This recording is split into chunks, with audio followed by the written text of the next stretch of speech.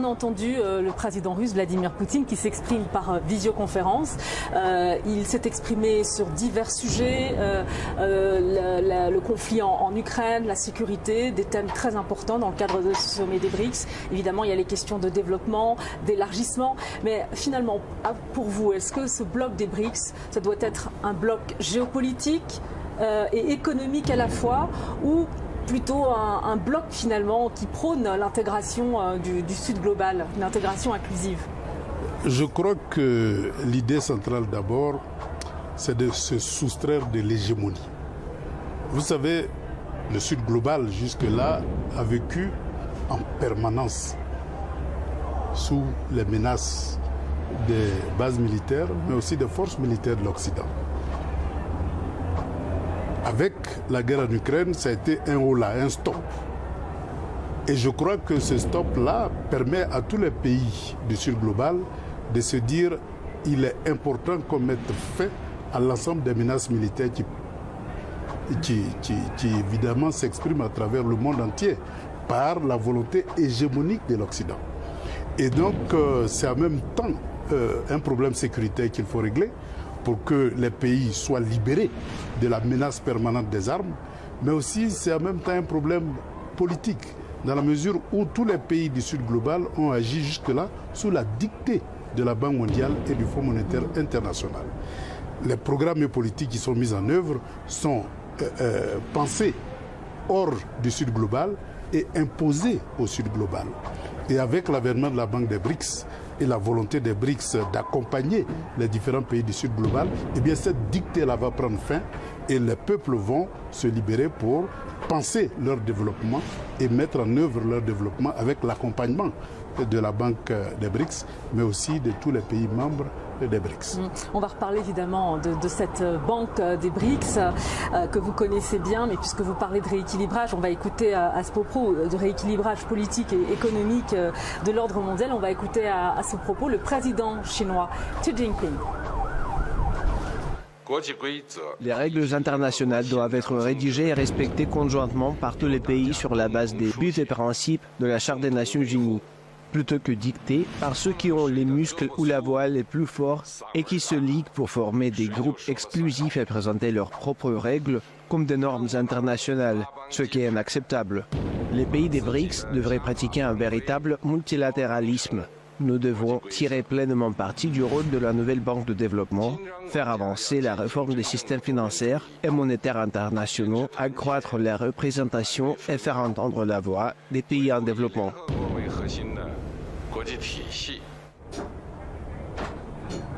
Alors, Awadon Melo, rééquilibrage politique et économique, dans quelle mesure finalement aujourd'hui l'ordre mondial est obsolète? C'est ce que dénoncent les leaders des BRICS. Oui, il faut constater que après la chute du mur de Berlin, eh bien, il y a eu ce qu'on appelait le consensus de Washington. Ce consensus-là était un paquet d'objectifs, mais aussi un paquet de conditionnalités. Ces paquets de mesures-là ont entraîné la dépossession économique du Sud global. Et donc toutes les ressources financières qui devaient permettre de développer les différents pays africains étaient concentrées entre les mains de l'Occident, qui dictait sa volonté pour pouvoir octroyer des fonds et des financements. Il faut rééquilibrer ce système-là. Et je crois qu'avec l'avènement de la nouvelle banque de développement, c'est-à-dire la banque des BRICS, eh bien, ces conditionnalités qui ont étouffé les différentes économies du Sud global, eh bien, ces conditionnalités-là vont disparaître dans la mesure où c'est des financements sans conditionnalité. Et donc, ça va permettre de libérer un peu le taux de la dette qui enferme les différents pays du Sud global dans une logique de dépendance perpétuelle. Il faut rééquilibrer. Et je crois qu'avec l'avènement de la Banque des BRICS, c'est non seulement une nouvelle façon de voir, mais ça va obliger ces bailleurs de fonds classiques de modifier leur politique pour être à l'ordre du jour, au risque de disparaître progressivement. Alors vous, ce que vous dites finalement, c'est que les BRICS offrent des opportunités de développement sans imposer de conditionnalité. Donc en quelque sorte, les BRICS changent un peu les règles du jeu, puisqu'on sait que les pays occidentaux ont souvent imposé des conditionnalités, notamment aux pays africains dans le cadre de leur programme d'émergence. Est-ce que ça, vous pensez que c'est l'une des raisons pour lesquelles les pays du Sud sont attirés par ce bloc des BRICS aujourd'hui? Je crois que c'est la raison fondamentale. Vous voyez, après la chute du mur de Berlin, eh bien, toute la politique de privatisation et de libéralisation de l'économie a eu pour conséquence, pour ceux qui ont suivi à la lettre ces mesures-là, non seulement de prendre possession de l'économie des pays du Sud par les pays du Nord, mais aussi d'imposer une concurrence déloyale dans la mesure où la puissance de l'économie occidentale n'était pas en mesure, je vais dire, de permettre l'émergence des économies du Sud. La concurrence écrasait l'économie du Sud. Et donc, ces conditions-là n'ont pas permis de développer les pays du Sud. On a vu une augmentation de la pauvreté. Et donc, les pauvres sont devenus de plus en plus pauvres et les riches sont devenus de plus en plus riches avec des conditions environnementales qui sont déplorables, dans la mesure où le Sud fournissait de la richesse à l'Occident, mais en retour recevait, je dirais, de la pauvreté et du gaz carbonique, ce qui a désorganisé complètement l'environnement dont souffrent aujourd'hui les pays du Sud qui ne sont pas producteurs de gaz carbonique, mais qui sont les victimes de la grande production du monde occidental. Et l'avènement des BRICS et de la Banque des BRICS est une opportunité pour rééquilibrer et en même temps tirer la sonnette d'alarme pour que les autres bailleurs de fonds qui jusque-là ont agi d'une manière monopolistique puissent réviser leur logiciel. Alors, raison de l'attractivité finalement des BRICS pour les pays du Sud, il y a aussi le leadership économique. À ce propos, on va écouter le président brésilien Lula. Aujourd'hui, nous sommes consolidés comme force, comme union politique. Nous avons un rôle important et le rôle des dirigeants ici, lors de la rencontre plus élargie demain, sera justement un événement historique plus important. Nous allons réaffirmer notre rôle dans le monde.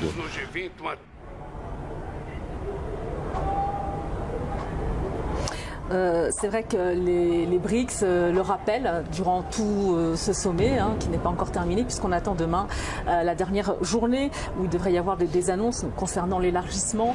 Mais les leaders des BRICS rappellent que finalement le bloc il a dépassé le G7 en termes de contribution au produit intérieur brut mondial. C'est 31,7% contre un peu plus de 30% pour le G7. Est-ce que c'est significatif, cet indicateur pour vous? C'est très significatif. C'est la première fois dans l'histoire de l'humanité que le bloc occidental a été dépassé sur sa gauche.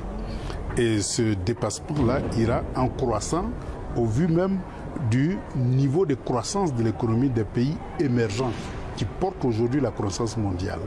Et donc, ce taux de croissance élevé des pays émergents, ça ne va pas s'estomper maintenant, surtout que les BRICS sont en train de s'élargir et en train de développer une nouvelle politique qui permette aux différents pays de se mettre à niveau. Et donc, c'est une dynamique qui est engagée et ce basculement du monde-là ira en croissant. Et je crois que c'est une opportunité pour le continent africain. Et lorsqu'on écoute Lula, qui développe un aspect important, c'est-à-dire la maîtrise de la technologie. Lula a démontré comment est-ce que par la maîtrise de la technologie, les problèmes agricoles et agro-industriels ont été résolus au Brésil. Et donc, l'ensemble de ces techniques-là peuvent être mises à la disposition des pays africains qui ont besoin de technologie, qui ont besoin de financement. Et le grand retour du Brésil en Afrique avec Lula, qui a ironisé en disant que le Brésil revient là où il ne devait jamais partir. Ça veut dire que c'est un retour en force, mais aussi c'est une opportunité. Et donc toutes ces opportunités-là permettent à l'Afrique de choisir le meilleur pour le développement du continent africain.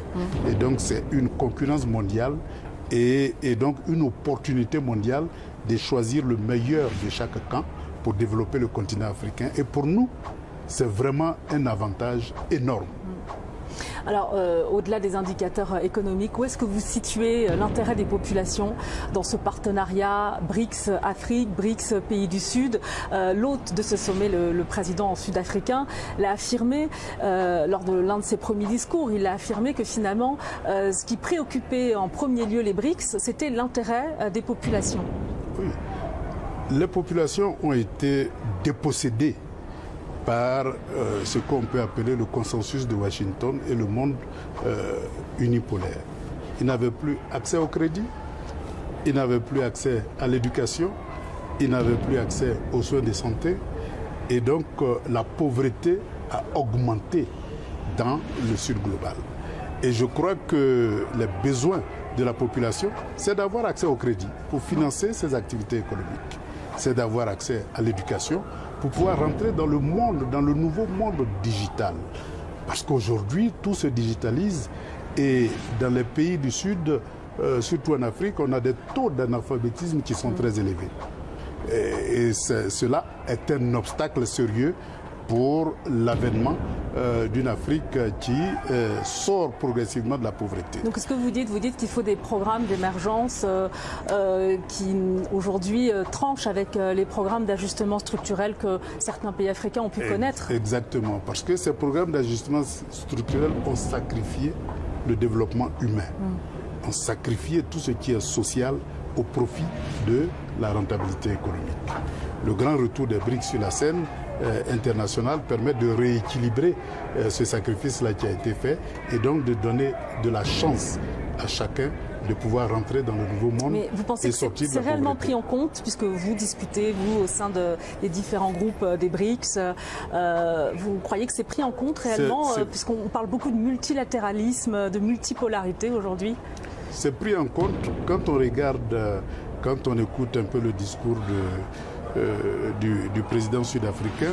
Eh bien, il a montré que depuis que l'Afrique du Sud est rentrée dans les BRICS, eh bien, il y a pratiquement eu doublement du PIB du pays. Et dans tous les secteurs, y compris le secteur de l'éducation, le secteur de la santé, le secteur du développement des micro-entreprises. Et il a montré comment le développement du tissu industriel des micro-entreprises a permis d'absorber un niveau élevé de jeunes qui sortent des grandes écoles et qui sortent des universités et qui aujourd'hui trouvent là une opportunité de se prendre en charge. Et cet exemple-là peut être dupliqué dans tous les pays qui frappent aux portes des pays membres des BRICS. Alors, les leaders des BRICS qui se penchent également sur la refonte du système financier international. Vous avez cité la banque des BRICS, c'est un instrument important dans ces cadres-là. Il y a aussi, on parle beaucoup aussi de dédollarisation. C'est vrai qu'il y a de plus en plus de transactions commerciales qui se réalisent aujourd'hui en yuan. À ce niveau-là, où vous situez les enjeux? Je crois que avec les sanctions qui ont frappé la Russie, le dollar qui était la monnaie dominante de l'économie mondiale, je dirais le passage obligé dans le commerce international, eh bien ce dollar-là va battre de l'aile. Ça commence déjà entre les pays membres des BRICS qui refusent de plus en plus de coopérer entre eux en passant par le dollar. Et donc l'avènement du nouveau monde, du nouvel ordre monétaire va mettre beaucoup plus l'accent sur les rapports commerciaux avec des paiements en monnaie locale dans un premier temps. Et donc cela va permettre de contourner un peu les sanctions et aussi d'anticiper sur les menaces par l'utilisation du dollar. Donc ça peut se faire à partir d'un panier de devises des BRICS, notamment pour les pays qui souhaitent sortir des pays africains qui souhaitent sortir de la dépendance à l'euro et au dollar. Et donc ce monde multipolaire-là est incompatible avec l'hégémonie du dollar. Il va falloir passer d'un monde dominé par le dollar par un monde dominé par un panier de devises qui va permettre de faciliter le commerce en monnaie locale entre les différents pays des BRICS, mais aussi entre les différents pays du monde. Et donc c'est un monde nouveau qui se dessine. Alors on parle même beaucoup d'une monnaie des BRICS qui serait adossée à l'or, qui trancherait totalement finalement, qui romprait avec les accords de Bretton Woods. Et je crois que cette nouvelle orientation-là constitue en même temps pour les pays africains un message fort. Puisque jusque-là, tout le potentiel aurifère de l'Afrique a été complètement pompé au profit des pays de l'Occident. C'est que le dollar au départ était quand même adossé à l'or. Le dollar était adossé à l'or et donc toute la stratégie a consisté à déconnecter l'or du dollar et donc de servir de la monnaie papier au monde entier. Au monde entier, et en raccrochant la monnaie des BRICS à l'or, on tombe dans l'économie réelle. Ce qui veut dire que si vous ne produisez rien, eh bien vous n'avez rien. Et donc cela va permettre d'accélérer la production, mais aussi ça va permettre aux pays africains surtout de pouvoir développer une nouvelle politique de gestion de leur potentiel aurifère. Vous évoquez la banque des BRICS. Finalement, est-ce qu'elle sera synonyme véritablement, il y a des investissements massifs qui sont prévus, mais est-ce qu'elle sera synonyme vis-à-vis des pays africains d'une véritable indépendance financière, notamment une indépendance vis-à-vis de la dette aussi, parce que ça c'est une inquiétude. Exactement. Pour, disons, les pays africains, d'abord c'est une opportunité. Mais maintenant un exemple.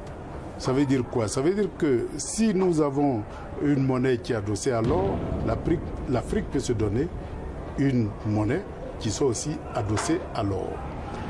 Dans la restructuration et de la gestion de l'Union africaine, il est prévu une banque centrale. Mais est-ce que ce n'est pas un tableau quand même trop idyllique? Ce n'est pas idyllique dans la mesure où c'est en œuvre. Véritablement, entre les pays des membres des BRICS, eh bien, la banque des BRICS fait déjà ses preuves. Et donc, on peut dire que la phase expérimentale est terminée.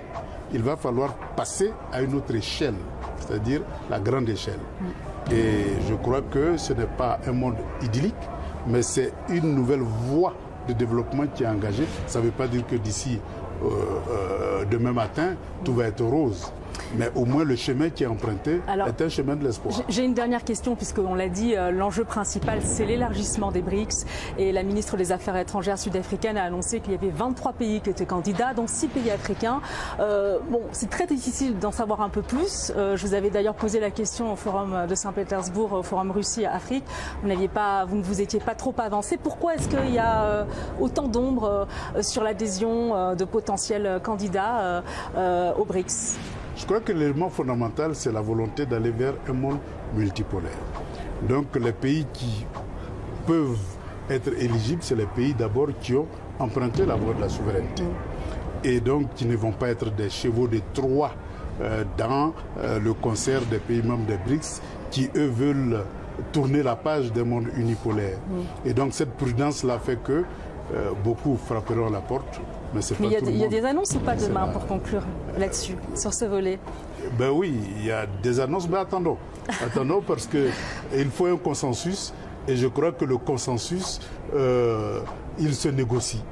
Et tout le monde est en négociation aujourd'hui et je pense que on va attendre demain, alors on espère des annonces concrètes. Merci beaucoup à vous, Awadon Melo. Vous êtes le représentant de l'Alliance des BRICS pour l'Afrique francophone, l'Afrique de l'Ouest et l'Afrique centrale. Merci d'avoir été avec nous et merci à vous de nous avoir suivis. C'est la fin de cette édition spéciale pour aujourd'hui. On va se retrouver demain pour décrypter la dernière journée de ce 15e sommet des BRICS ici à Johannesburg. Restez avec nous sur RT en français.